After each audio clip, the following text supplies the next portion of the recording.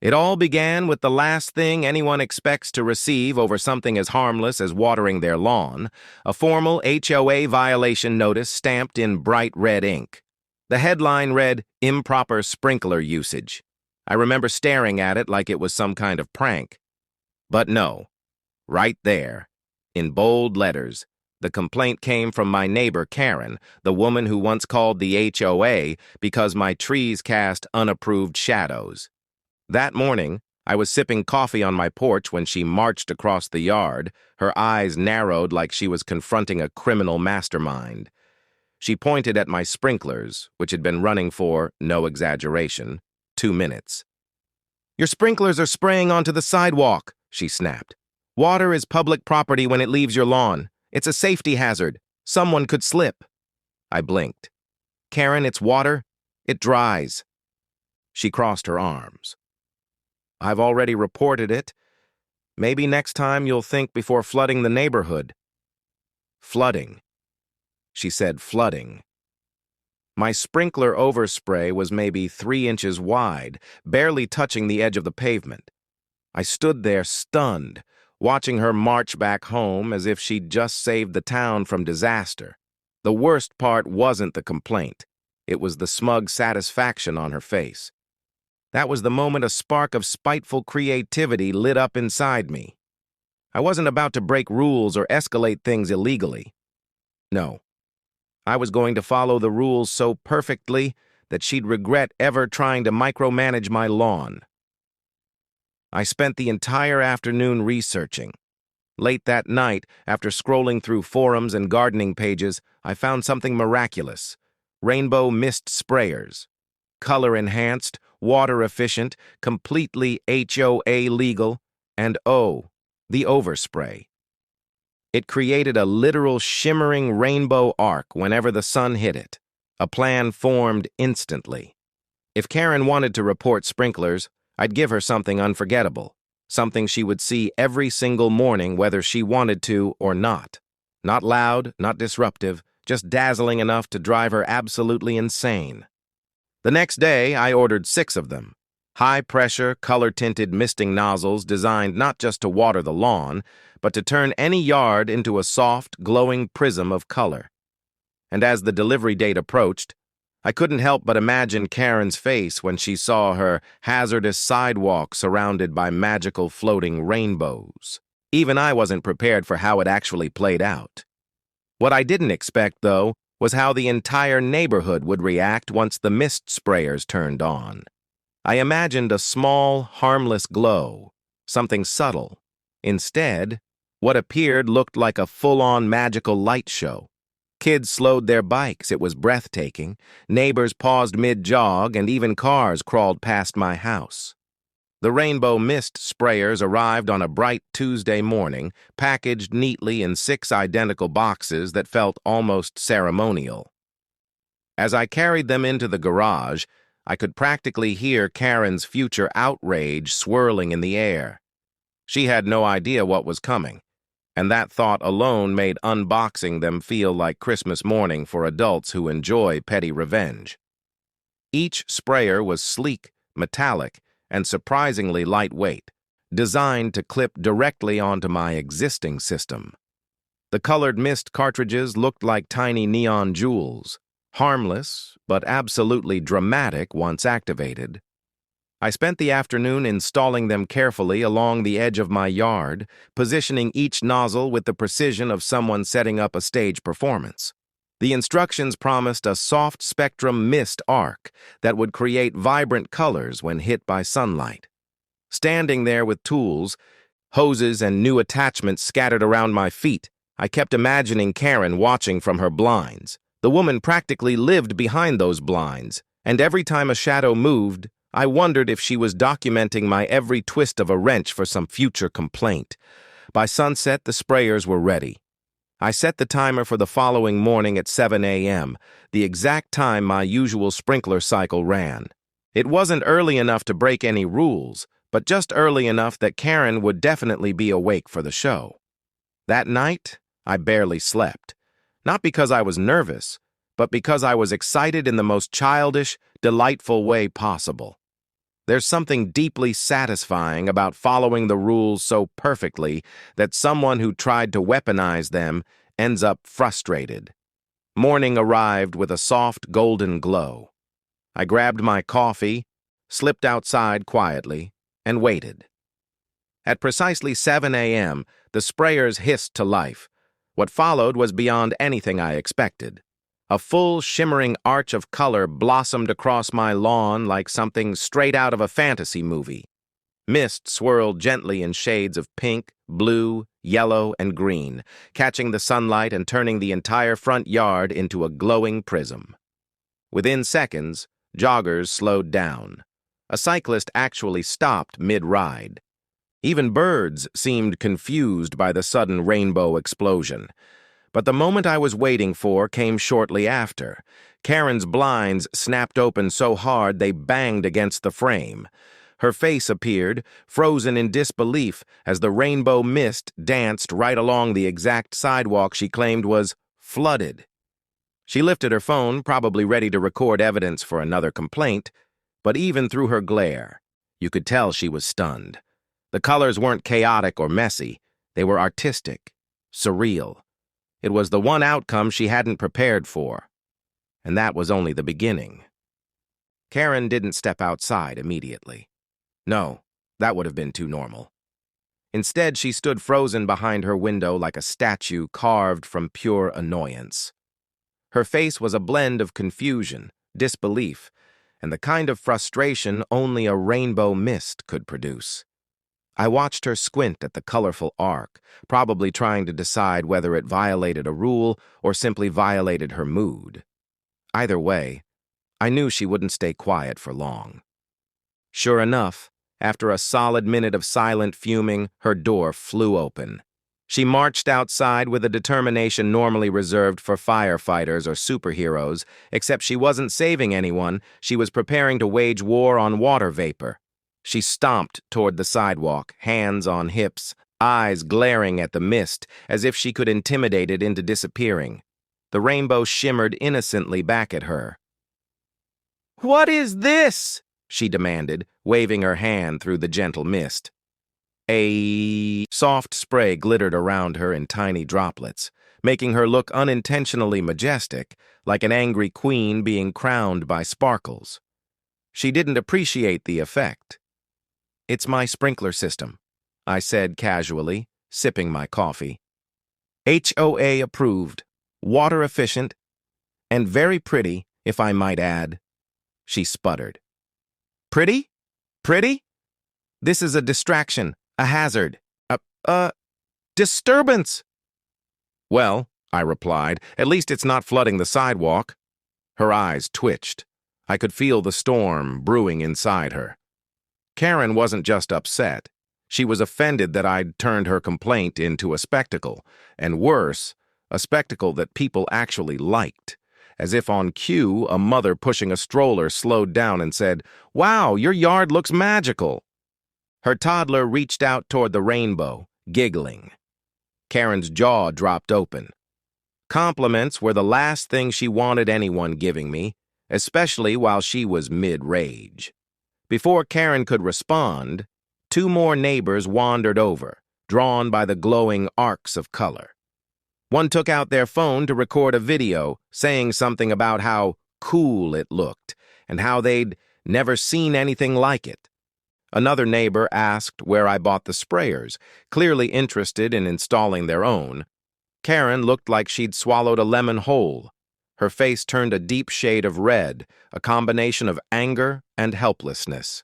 She stomped her foot as if that alone could erase the rainbow mist. Every attempt to intimidate or scold failed spectacularly. Instead of chaos, there was laughter, awe, and curiosity from everyone else around. Karen realized quickly she wasn't going to get sympathy or compliance. Instead, she had inadvertently become the audience to her own neighbor's whimsical victory. By mid-morning, a small crowd had formed, peeking from driveways and sidewalks, pointing and whispering excitedly. "Did you see that rainbow?" one teen exclaimed. "That's amazing!" Another neighbor, who usually avoided confrontation at all costs, waved, and smiled. The rainbow mist had turned a petty complaint into a full-blown spectacle that everyone was enjoying, except Karen, of course. Her frustration was palpable. She tried reasoning with me again, voice tight and accusatory. "You need to turn those off immediately, it's too much." I tilted my head, feigning contemplation. "I think it's perfectly reasonable. Watering schedule's compliant, HOA approved, and it's even eco-friendly.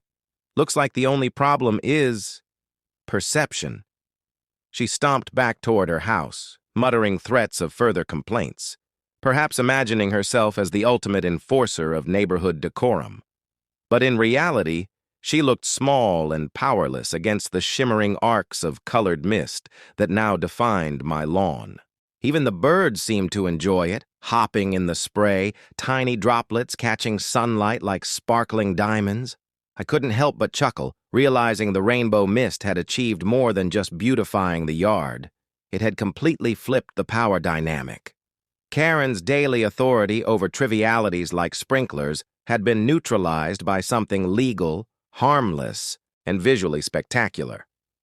Her complaints no longer held weight. Instead, they provided entertainment for the neighborhood. I leaned back, sipping coffee as I watched her retreat inside, muttering to herself. The rainbow glistened across my lawn, playful and unapologetic, a symbol of both rule-following and creative revenge.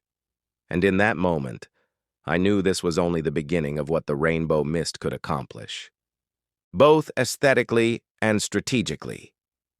The scene was set for the next phase, a careful, calculated escalation to fully cement Karen's exasperation while keeping everything perfectly legal. Little did she know, the rainbow mist had more tricks up its sleeve, and I had a few more surprises ready to deploy. Here is Chapter 4. Exactly 460 words. By the following morning, the rainbow mist had become the talk of the neighborhood. Word traveled fast. Kids rode their bikes past my lawn just to watch the arcs of color glisten in the early sunlight. Joggers slowed, wave after wave of light washing over them like something from a dream sequence. Even the mail carrier stopped mid-route, pausing to admire the spectacle while muttering, "I've never seen anything like this." Karen, of course, did not share the same enthusiasm. By 7:30 a.m., she appeared at her window again, this time with binoculars. She squinted, attempting to scrutinize every droplet as if she could file a precise complaint on mist particles. Her face was red, lips pressed tightly, a mixture of indignation and disbelief. Clearly, she had underestimated how the neighborhood would respond. The sprinklers were no longer just a personal annoyance, they had become a show, and everyone else loved it. Around 8 a.m., a couple of neighbors came over, curious to see the rainbow mist up close. They complimented the efficiency of the system and even asked about installation, completely ignoring Karen's glaring presence. I explained the setup and the color cartridges, and they nodded in approval, fascinated by the creativity and legality of the entire setup. It was like turning a small HOA feud into a neighborhood spectacle that everyone secretly enjoyed. Karen tried again to confront me directly, storming out with her clipboard in hand, presumably ready to document every droplet. "This is ridiculous," she shouted. "You're creating a distraction. I shouldn't have to witness this every day." I simply smiled and said, "Karen, it's completely HOA approved. No rules are broken, and technically it's adding property value. It's aesthetically pleasing, environmentally friendly, and very water efficient." Her jaw dropped, realizing she had no legitimate argument. Her frustration mounted as more neighbors peeked over fences, laughing or filming videos. Each new onlooker made her feel smaller and more powerless. She waved her arms, trying to assert authority, but every gesture was met with amusement or awe from the crowd. By late morning, Karen finally retreated indoors, muttering about next steps and formal complaints. Meanwhile, I watched as the rainbow mist glistened across the yard, droplets catching sunlight in a dazzling display. The yard had become not just a point of pride, but a small stage for quiet, legal domination. The rainbow mist had achieved everything I could have hoped for: compliance with HOA rules, beauty, and the slow, inevitable dismantling of Karen's aura of control. But the best part? I had barely touched the system myself. It operated on timers, creating the perfect, self-sustaining spectacle that would haunt Karen's mornings for weeks to come. By the end of the week, the rainbow mist had fully transformed my yard into a daily spectacle. Sunlight hitting the droplets produced vibrant arcs that seemed almost magical, creating a miniature prism show that no one could ignore. Neighbors stopped by simply to enjoy the view, and kids would occasionally chase the mist, laughing as tiny rainbows danced over their heads. My lawn had become more than a yard. It was a daily event. Karen, of course, was still fuming. Each morning she appeared at her window or stormed outside, fists clenched, trying to figure out how to combat a perfectly legal, harmless sprinkler system. Nothing worked. The HOA could do nothing because the rainbow mist complied with every rule. It was quiet, efficient, and completely harmless, leaving Karen powerless. Every glare, every sigh, every muttered threat she threw my way was met with neighbors' admiration or subtle amusement. One morning, Karen appeared outside in her usual dramatic fashion, clipboard in hand, ready for yet another formal complaint. But this time, her fury was met with a small crowd of neighbors who had stopped to admire the spectacle.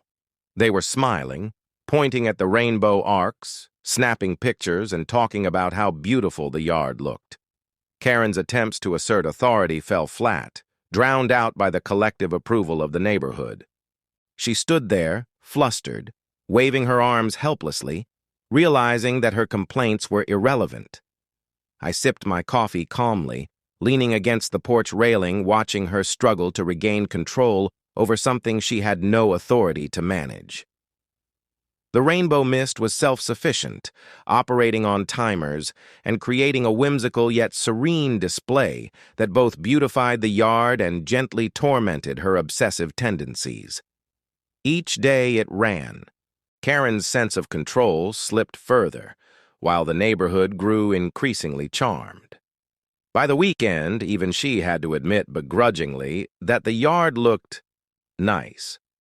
She never voiced it aloud, but I could see it in the subtle pauses and the reluctant glances she threw at the colorful display.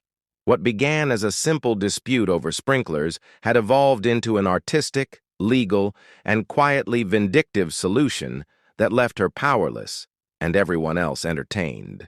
In the end, the rainbow mist wasn't just about watering the lawn.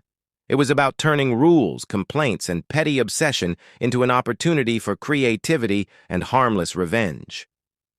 Karen had tried to control my yard, my time, and my life, but the rainbow mist proved that sometimes the best solution is legal, beautiful, and entirely unexpected.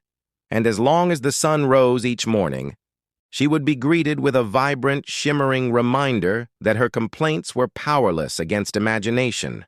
And that, my friends, is how a simple sprinkler dispute became a daily rainbow spectacle and an unforgettable victory in the quiet war of HOA battles. Enjoying this wild neighborhood showdown?